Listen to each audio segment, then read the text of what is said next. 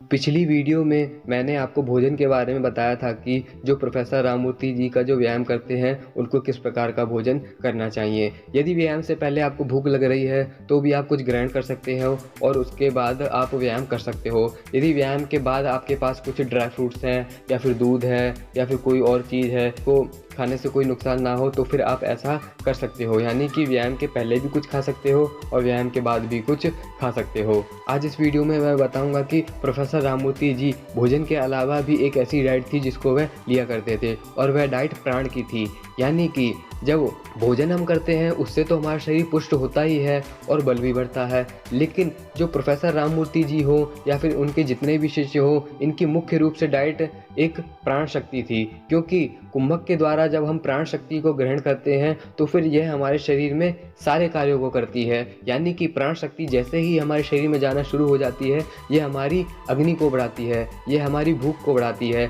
हमारी पाचन क्रिया को ठीक करती है और हमारी आंतों में जो मल जमा हुआ है या फिर जो आंतों की क्रियाशीलता है उसको भी बढ़ाने का प्रयास करती है। इसलिए मेरे को यहाँ पर कहना पड़ा कि प्रोफेसर राममूर्ति जी की डाइट जो है वह प्राण शक्ति भी थी, क्योंकि प्रोफेसर राममूर्ति जी दंड और बैठक के समय प्राण को विशेष रूप से ग्रहण करते थे, यानी कि वह कुंभक को लगाते थे और कुंभक को लगाने की वजह से ही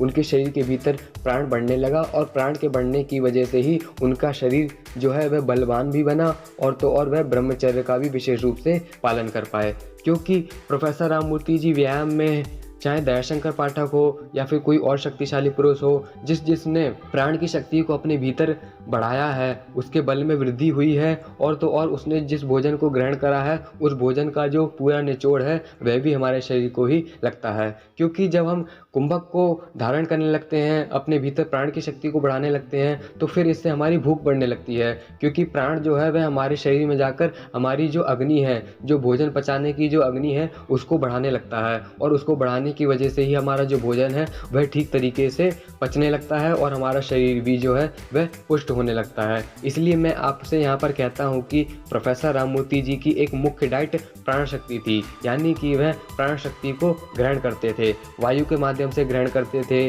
व्यायाम के माध्यम से ग्रहण करते थे। हम भी इसी तरीके से अपने भीतर प्राण शक्ति को बढ़ाएंगे। व्यायाम करते समय हमको अधिक से अधिक कुंभक को धारण करना है, या फिर जब हम बैठे हो तो भी हमको नासिका के द्वारा लंबी गहरी सांस को ग्रहण करना चाहिए, जिस वजह से हम अपने भीतर प्राण की शक्ति को बढ़ा सके। क्योंकि भोजन जो है वह आपको बल देगा, शरीर के कार्य करने की क्षमता को बढ़ाएगा, लेकिन जो प्राण है वह आपको अतुलित बल देगा। यह प्राण है जो है वह आपको राममूर्ति के समान शक्तिशाली बनाएगा। इसलिए जो हमारा जो मुख्य आहार है वह प्राण शक्ति ही होना चाहिए, क्योंकि हम सिर्फ भोजन करके राममूर्ति जी के समान शक्तिशाली नहीं बन सकते हैं, लेकिन जब हम भोजन के साथ साथ प्राण शक्ति को भी अधिक से अधिक ग्रहण करेंगे, अधिक से अधिक वायु के माध्यम से उसको पिएंगे, अधिक से अधिक उसको अपने शरीर में धारण करेंगे तो फिर हमारा जो बल है वह बढ़ेगा। इसलिए मैं आपको यहाँ पर कहता हूँ कि प्रोफेसर राममूर्ति हो या दयाशंकर पाठक हो, इनकी मुख्य रूप से एक डाइट जो थी वह प्राण शक्ति थी। वह प्राण शक्ति को अपने भीतर ग्रहण करते गए, जिस वजह से उनके बल में भी वृद्धि हुई और जो भी भोजन उन्होंने ग्रहण करा उसका पूरा निचोड़ प्रोफेसर राममूर्ति जी के शरीर को लगता है। और जब हम प्राण शक्ति को धीरे धीरे अपने भीतर ग्रहण करने लग जाते हैं तो फिर इससे हमारा मन भी जो है वह कंट्रोल में आने लगता है, हमारा जो वीर्य है वह भी कंट्रोल में आने लगता है, हमारी जो भोजन ग्रहण करने के बाद जो हमारी पाचन शक्ति होती है वह भी धीरे धीरे तीव्र होने लगती है। क्योंकि जो प्राण शक्ति है वह हमारे शरीर में जाते ही काम करना शुरू कर देती है। हमारे शरीर के अंदर जितने भी अंदरूनी ऑर्गन्स हैं यह सारे प्राण शक्ति के माध्यम से ही संचालित होते हैं। इसीलिए प्रोफेसर राममूर्ति जी प्राण शक्ति को ग्रहण करने पर अधिक जोर देते थे, वह कुंभक को बढ़ाने पर जोर देते थे, क्योंकि जैसे जैसे कुंभक बढ़ता जाएगा हमारे शरीर के भीतर जो है वह प्राण की मात्रा बढ़ती जाएगी और प्राण की मात्रा बढ़ने की वजह से ही हमारा बल भी बढ़ता जाता है। क्योंकि राममूर्ति हो या फिर दयाशंकर पाठक हो, भीम भवानी हो, ताराबाई हो या फिर बीसी घोष हो, इन सभी ने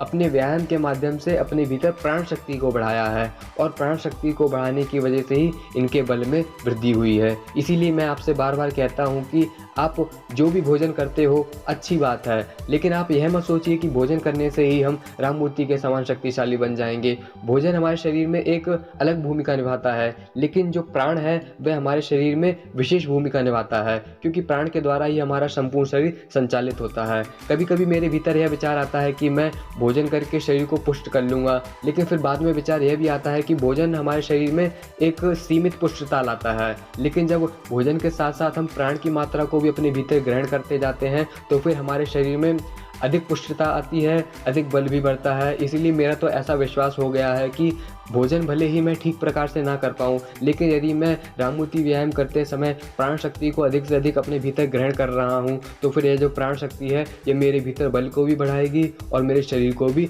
अधिक से अधिक पुष्ट करेगी। क्योंकि क्या होता है कि यदि हम मन के द्वारा अपनी मांसपेशियों को शक्तिशाली बना रहे हैं और मन के द्वारा प्राण शक्ति को अपने भीतर ग्रहण कर रहे हैं तो फिर यह दोनों चीज़ें ही काफ़ी हैं हमारे शरीर को शक्तिशाली बनाने के लिए। भोजन तो हमको ग्रहण करना ही है, लेकिन मन की शक्ति के द्वारा जब हम अपनी मांसपेशियों को शक्तिशाली बनाने का प्रयास करते हैं तो फिर हमारी मांसपेशियां तो शक्तिशाली बनती ही हैं, साथ में हमारे जो मांसपेशियां हैं उनमें प्राण की शक्ति भी बढ़ने लग जाती है। क्योंकि हम यहाँ पर विशेष रूप से प्राण शक्ति को अपने भीतर ग्रहण करते हैं और प्राण शक्ति को अपने भीतर ग्रहण करने की वजह से ही प्रोफेसर राममूर्ति जी हो या फिर उनके शिष्य हो वह इतने अधिक शक्तिशाली बने। तो फिर मैं आपको यही कहना चाहता हूँ कि भोजन आप ग्रहण कीजिए, लेकिन विशेष रूप से ध्यान आपको व्यायाम करते समय रखना है और तो और कुंभक को भी बढ़ाना है। और खाली समय में आप चाहो तो फिर वहाँ भी आप लंबी गहरी सांस लेने का अभ्यास कर सकते हो। हम जो छोटी छोटी सांसें लेते हैं इनको हमें छोड़ना होगा यदि हमको शक्तिशाली बनना है, क्योंकि जैसे जैसे हम लंबी गहरी सांसें लेते जाएंगे वैसे वैसे हमारी फेफड़ों की क्षमता बढ़ती जाएगी, जिस वजह से हमारा बल भी बढ़ेगा, हमारी चेस्ट का भी साइज बढ़ेगा और तो और हमारे संपूर्ण शरीर का भी विकास होगा।